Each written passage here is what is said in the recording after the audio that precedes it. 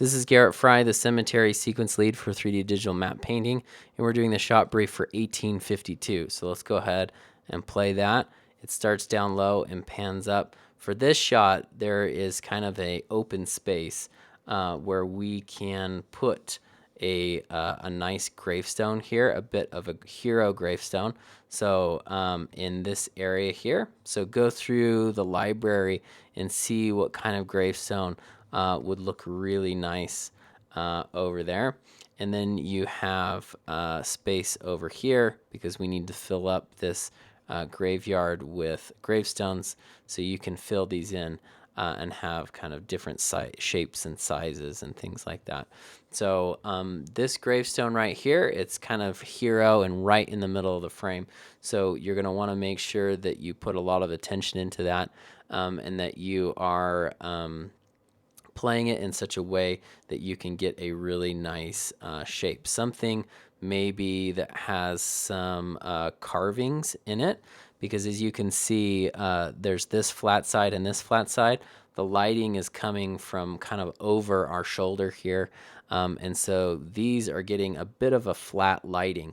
This is not, all of this stuff, this is not really that much in shadow, and this is in full sunlight. So what you can do is you can put a gravestone here that has a bunch of carvings in it, and that way you're getting little light and shadow pieces that will look really interesting and nice instead of it being really flat.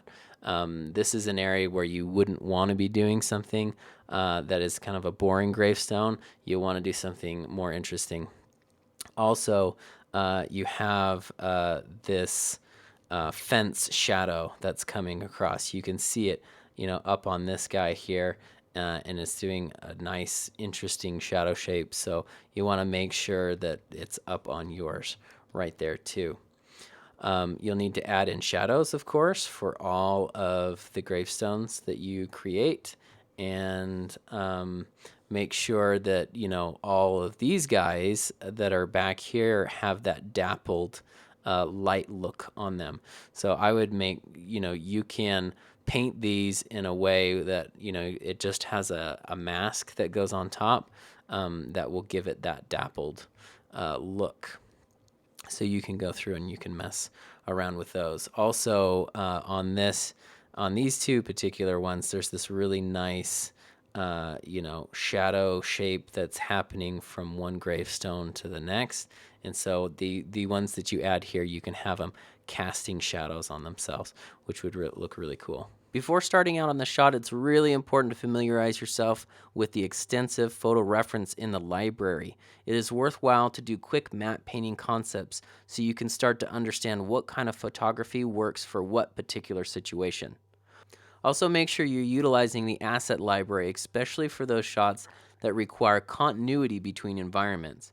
These assets can be a huge help, and remember that every asset has high resolution photography, so if the asset is not high enough resolution when rendered, you can overlay it with photography.